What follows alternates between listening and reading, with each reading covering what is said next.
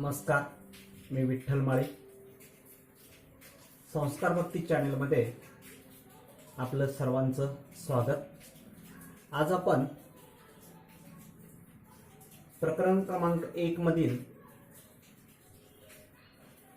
त्रिकोणाच्या कोनदुभाजकाचे प्रमेय आणि 3 समांतर रेषा व त्याच्या छेदिका यांचा गुणधर्म या 2 भागांचा आपल्याला 2 प्रमेयाचा आपल्याला इथं अभ्यास करायचा आहे. यामध्ये त्रिकोणाच्या कोनदुभाजकाचे प्रमेय म्हणजेच theorem of angle bisector of triangle. काय आहे प्रमेय त्याचे? तर त्रिकोणाचा कोनदुभाजक त्या कोणासमोरील बाजूला उरलेल्या 2 बाजूंच्या लांबीच्या गुणोत्तरात विभागतो, असं हे प्रमेय आहे. तेच फक्त आपण आकृतीच्या साहाय्यानं इथं बघूया बाळांनो. याच्यामध्ये त्रिकोण ABC असा एक त्रिकोण काढलेला आहे. त्रिकोण ABC चा कोन C जो आहे, हा कोन, त्या C कोनाचा दुभाजक हा किरण CE असा काढलेला आहे. फक्त त्रिकोणाचीच आकृती बघा, इथून इकडची आकृती हे आपण केलेली रचना आहे ते नंतर बघूया आपण. त्याच्यामध्ये त्रिकोण ACB मध्ये कोन C चा दुभाजक किरण CE काढलेला आहे. हे फक्त आपण पक्षामध्ये लिहायचं आहे.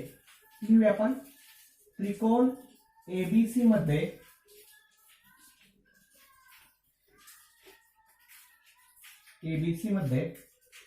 कोन C चा दुभाजक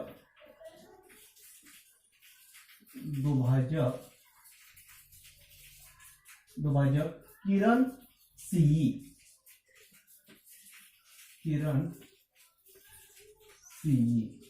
असा हा दुभाजक आपण इथं काढलेला आहे. त्यानंतर आपल्याला काय बघायचं आहे? तर साध्य त्या कोणासमोरील जो कोण दुभागला आहे त्या कोणासमोरची बाजू म्हणजे AB बाजू, या AB बाजूचं 2 भाग इथं पडलेले आहेत. म्हणजे AE1 आणि EB1 या दोघांचं गुणोत्तर त्या त्रिकोणाच्या उरलेल्या 2 बाजू म्हणजे कोणत्या, AC आणि BC यांच्या गुणोत्तरा इतकं असतं. हे आपल्याला साध्य म्हणून लिहायचं आहे. म्हणजे उरलेले 2 बाजू AC आणि BC हे अगोदर लिहिलं तरी चालू शकतं. आपण लिहूया आपण AC छेद BC बरोबर हे 2 भाग पडलेले आहेत समोरच्या बाजूचं, ते AE छेद EB हे आपल्याला साध्य करायचं आहे. आता थोडीशी रचना करावी लागणार आहे आपल्याला. ती रचना कशी आहे बघा बाळांनो. बिंदू B मधून जाणारी किरण CE ला समांतर असणारी ही रेषा काढायची आहे. आणि ती रेषा AC जर वाढवत गेलो तर ती D बिंदूमध्ये छेदते, अशी आपल्याला रचना तयार करायची आहे. अशा पद्धतीने आपण रचना तयार केलेली आहे की किरण CE ला BD ही समांतर आहे आणि ही AC वाढवत गेल्यानंतर D बिंदूमध्ये छेदते, अशी रचना करायची आहे. तीच रचना आपण शॉर्ट मध्ये लिहूया. ती लिहूया किरण CE समांतर ही रेख BD असं आपण लिहूया. BD ला समांतर आहे. मग सिद्धता लिहायला सुरुवात करूया. एकदम सोपी सिद्धता आहे. सिद्धतेसाठी आपण काय करूया, या 2 CE आणि BD जी 2 रेषा आहेत ती तुम्ही सेपरेट असं काढून दाखवतोय. ह्या 2 समांतर रेषा आहेत. त्यानंतर AD ही त्याची छेदिका आहे, ही AD छेदिका आहे. त्यामुळं हा कोन म्हणजे ACE इथं कोन झालेला आहे. आणि त्यानंतर CDB म्हणजे इथं कोन झालेला आहे. CDB हे 2 कोन आणि हे 2 कोन कसले कोण आहेत तर ते संगत कोन आहेत.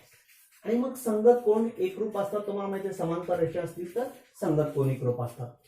त्यानुसार आपण लिहूया कोन ACE ACE एकरूप कोन CDB याला आपण नंबर 1 म्हणूया. पूर्वी आपण हे समांतरवर लिहिलं तरी चालतंय. रेख CE समांतर रेख BD हे पक्षामध्ये दिलेलं लिहून टाकूया. आपण वर लिहिलेलंच आहे, सॉरी रचनेत दिलेलं आहे, रचना आपण केलेली आहे.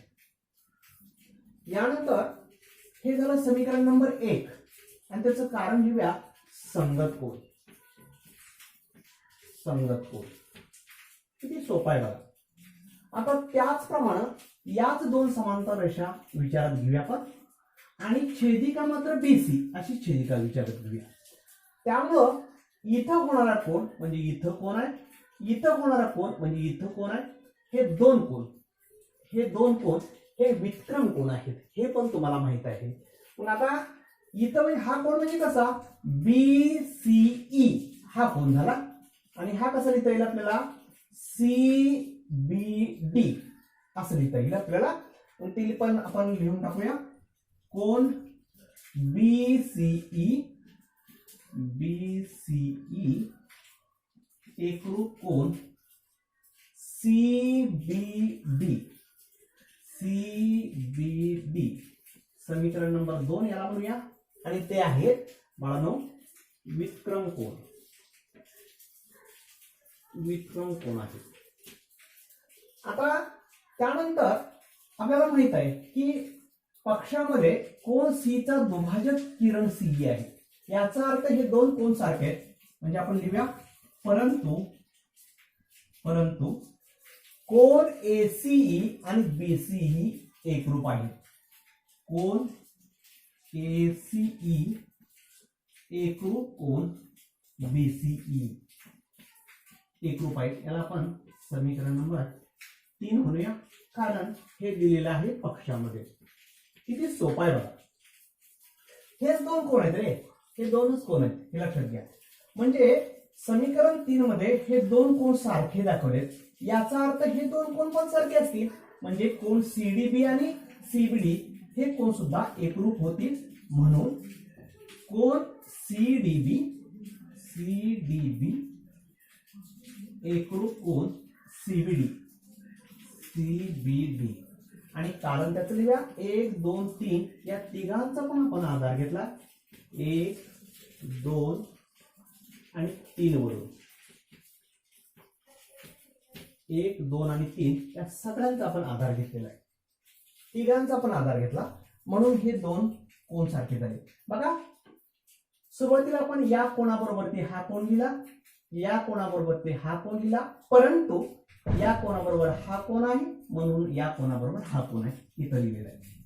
आता या त्रिकोणामध्ये विचार करूया. CBD या त्रिकोणामध्ये हे दोन कोन सारखे आहेत बघा. हे दोन कोन आणि कोन सारखे असतील तर त्या कोणासमोरच्या बाजू सुद्धा सारख्या असतात हे तुम्हाला माहित आहे. म्हणजे या B कोणाच्या समोर जाव्या ही बाजू आली आणि ह्या D कोणाच्या समोर येव्या ही BC बाजू आली. त्या दोन बाजू सुद्धा सारख्या असतात म्हणून आपण लिहू शकतो BC बाजू बरोबर CD बाजू. BC बरोबर CD आणि हा चौकट करूया छानपैकी. अत्यंत महत्वाचा मुद्दा आपण शिकतोय 4 नंबर याला म्हणूया आणि लिहूया आपण की कोण एकरूप आहेत म्हणजे कोणासमोरच्या बाजू एकरूप असतात. म्हणजे एकरूप कोणासमोरील बाजू,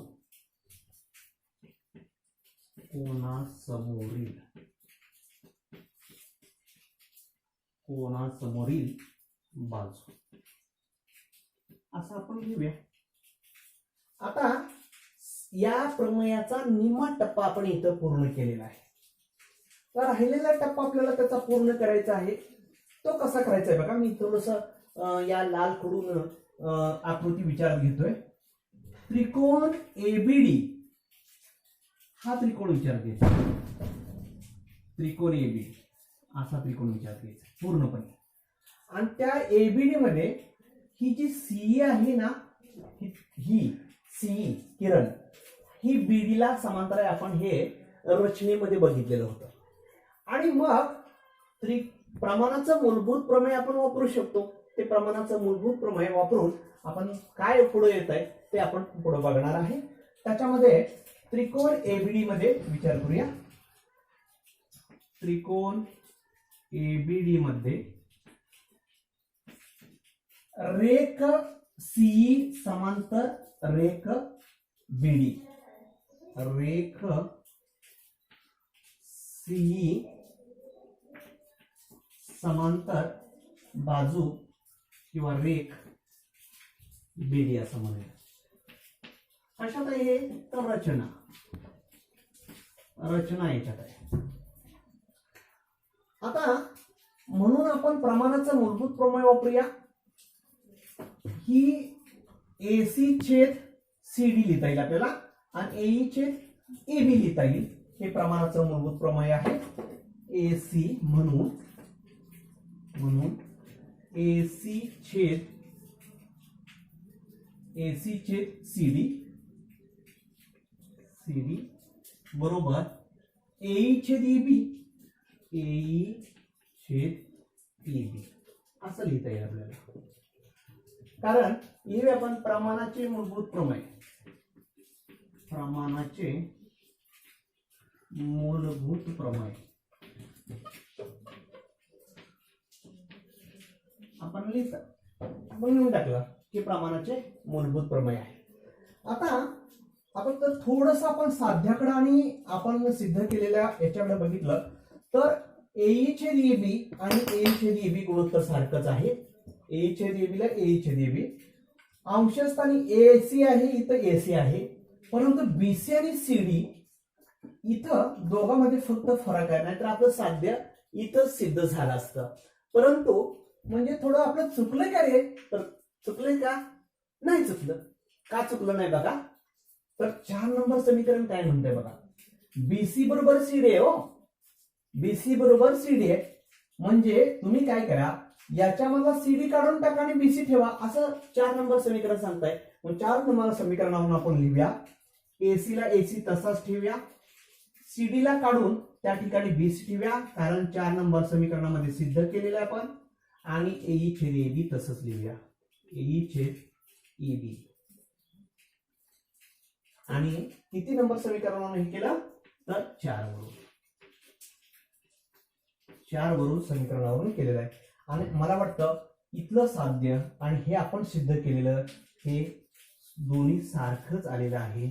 इथं आपण प्रमेय इथं आपलं संपलेलं आहे. अशा पद्धतीनं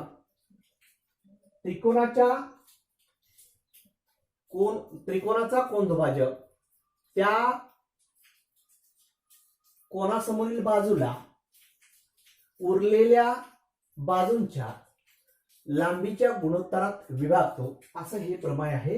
हे उदाहरणासाठी आपल्याला उपयोगी पडणार आहे आणि ते आपण उदाहरण याची नंतर सोडवणार आहोतच.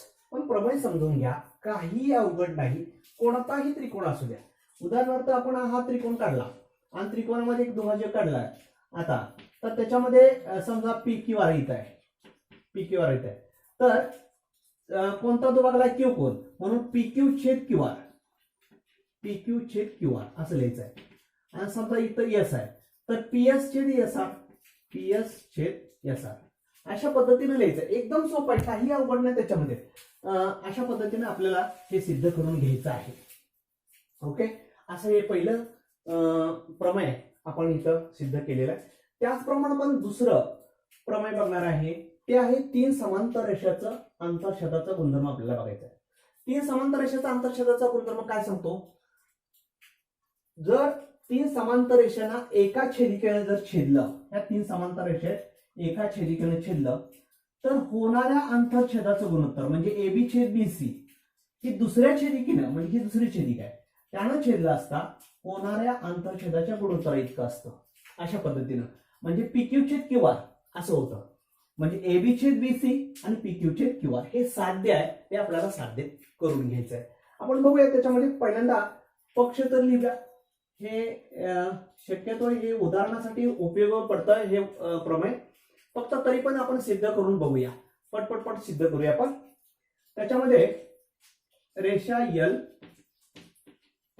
समांतर रेषा M समांतर रेषा L, या 3 समांतर रेषा आहेत. छेदिका T1 ही ABC मध्ये त्या बाजूला छेदते, म्हणून लिहूया आपण रेषा T1 ही त्या बाजूंना किंवा त्या रेषांना अनुक्रमे कुठे कुठे छेदते ती लिहूया. ABC मध्ये छेदते. ABC बिंदूत छेदते.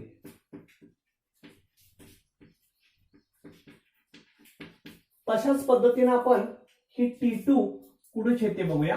म्हणजे आपल्याला असं येता येईल, रेषा T2 ही त्या रेषांना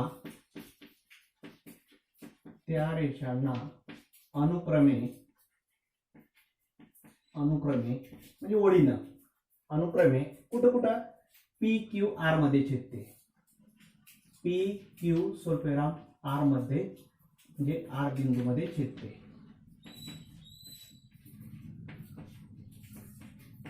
हे झालं आपलं पक्ष.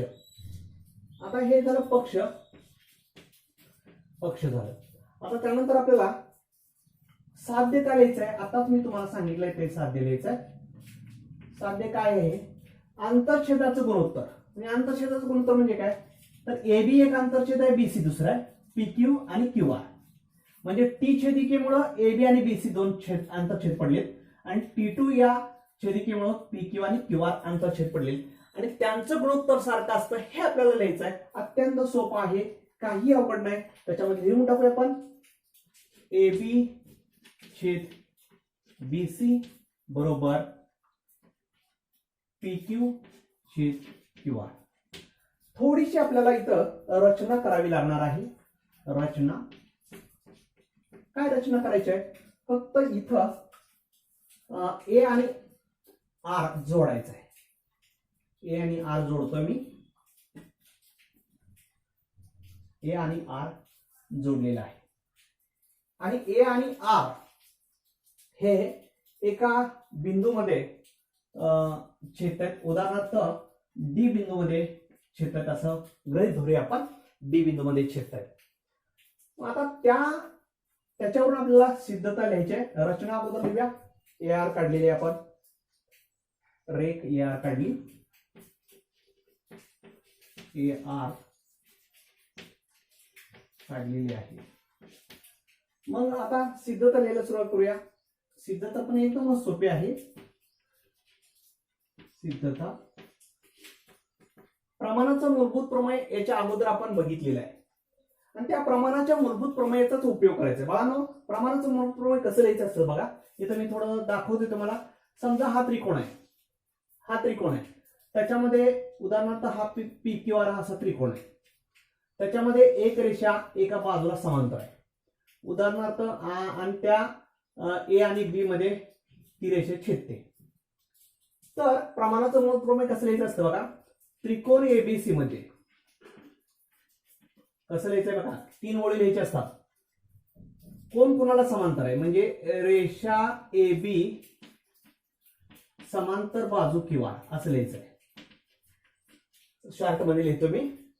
आणि मग काय भागिले काय लिहायचंय, इथं लिहायचं प्रमाणाच्या मूलभूत प्रमेयानुसार असं लिहायचं. आणि मग काय भागिले काय, म्हणजे PA छेद AQ बरोबर PB छेद BR. अशा 4 ओळी म्हणजे प्रमाणाचं मूलभूत प्रमेय लिहायचं असतं बघा.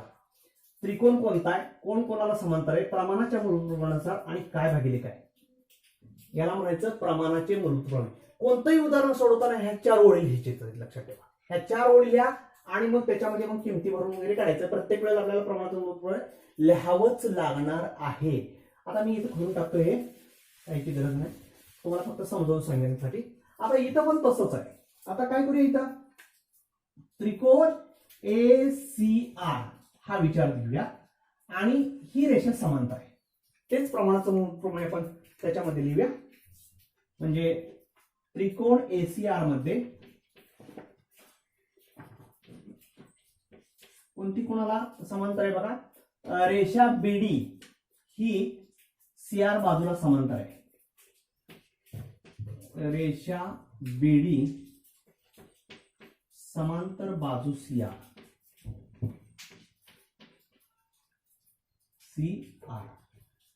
आपण दिसते आपल्याला म्हणून आपण पक्ष असं लिहूया. आता प्रमाण तुम्ही मूळ प्रमेय आत्ता सांगितले त्याप्रमाणेच लिहायचंय तुम्ही फक्त. आणि ज्याच्यावर लक्ष द्यायचं तेवढ्यावरच लक्ष द्या, इतरांकडे लक्ष द्यायचं नाही, इतर गोष्टीकडे लक्ष द्यायचं नाही. हा त्रिकोणाचा विचार घ्यायचा, इतर काही दिसत नाही अशी कल्पना करायची की दुसरं काही आपल्याला दिसत नाही, फक्त त्रिकोण ACR दिसतोय. त्याच्यामध्ये आपल्याला लिहिता येईल प्रमाण प्रमेय त्रिकोण ACR यामध्ये AB छेद BC आणि AD छेद DR असं लिहिता येईल. लिहून टाकूया आपण. AB छेद BC बरोबर AD छेद DR. समीकरण नंबर याला 1 म्हणूया, कारण लिहूया प्रमाणाचे मूलभूत प्रमेय. मूलभूत प्रमेय असं लिहूया. आता त्याचप्रमाणे दुसरा त्रिकोण विचारात घ्यायचा आपल्याला. आता कोणता दुसरा त्रिकोण विचारात घ्यायचा आहे, तर यातला APR. बघा किती छान असा त्रिकोण, तेवढ्याकडेच लक्ष द्यायचं, फक्त त्रिकोण APR हा त्रिकोण तेवढा विचारात घ्यायचा. APR मध्ये ही बघा DQ, ही DQ रेषा बघा, ही DQ रेषा, ही रेषा AP या बाजूला समांतर आहे. तिथं पण आपल्याला प्रमाणाचं मूलभूत प्रमेय लिहिता येईल. तेच सेम असं 1 2 3 ओळीच द्यायचे. त्या त्रिकोण APR मध्ये, त्रिकोण APR मध्ये सेम तसंच रेषा DQ, रेषा DQ समांतर बाजू AP, बाजू किंवा रेख लिहिलं तर चालतंय AP. आपण याला पण पक्ष म्हणूया. आता तिथंही प्रमाणाचं मूळ प्रमेय लिहूया, सोपंच आहे. इथं PQ छेद QR आणि AD छेद DR असं लिहिता येईल आपल्याला. PQ छेद QR बरोबर AD छेद DR, AD छेद DR. समीकरण नंबर याला आपण 2 म्हणूया, आणि कारण तेच आहे प्रमाणाचे मूलभूत प्रमेय. मूलभूत प्रमेय, प्रमाणाचं मूलभूत प्रमेय लिहिलंय. किती सोपं आहे बघा. आता तुम्ही समीकरण नंबर 1 आणि 2 कडे नजर टाकूया आपण. तर याच्यातल्या दोघांच्या पण उजव्या बाजू सारखे बघा, म्हणजे दोघांमध्ये एक गुणोत्तर सारखा आहे. AD छेद DR आहे आणि इथं पण AD छेद DR आहे. आणि मग दोघांच्या जर एक गुणोत्तर दोघांमध्ये सारखा असेल किंवा दोघांच्या उजव्या बाजू जर सारख्या असतील तर दोघांच्या डाव्या बाजू पण सारख्या असतात. म्हणजे याच्या बरोबर हे आहे म्हणून याच्या बरोबर हे आहे. म्हणजे आपल्याला असं लिहिता येईल. म्हणून बाळांनो AB छेद BC बरोबर PQ छेद QR असं लिहिता येईल. आणि मग मला वाटतं याला आपण चौकट मारूया आणि कारणात लिहिता येईल आपल्याला 1 व 2 वरून. 1 व 2 वरून असं लिहिता येईल. 1 व 2 चा आधार घेतला आपण लिहिलेला आहे. आणि मला वाटतं हे साध्य झालेलं आहे. अशा पद्धतीने साध्य आपण केलेलं आहे. म्हणजे आज आपण 2 प्रमेय बघितलेले आहेत. त्रिकोणाच्या कोनदुभाजकाचं प्रमेय आणि 3 समांतर रेषा व त्याच्या छेदिका यांचा गुणधर्म. आणि याच्या अगोदर आपण प्रमाणाचं मूलभूत प्रमेय बघितलेलं आहे. म्हणजे प्रमाणाचं मूलभूत प्रमेय, त्रिकोणाचा कोनदुभाजकाचा गुणधर्म आणि 3 समांतर रेषांचा आंतरछेदांचा गुणधर्म या तीन प्रमेयावरती आधारित आपल्याला सराव संच 1.2 सोडवायचा आहे आणि तो 1.2 कसा सोडवायचा ते आपण नंतरच्या तासाला बघणार आहे.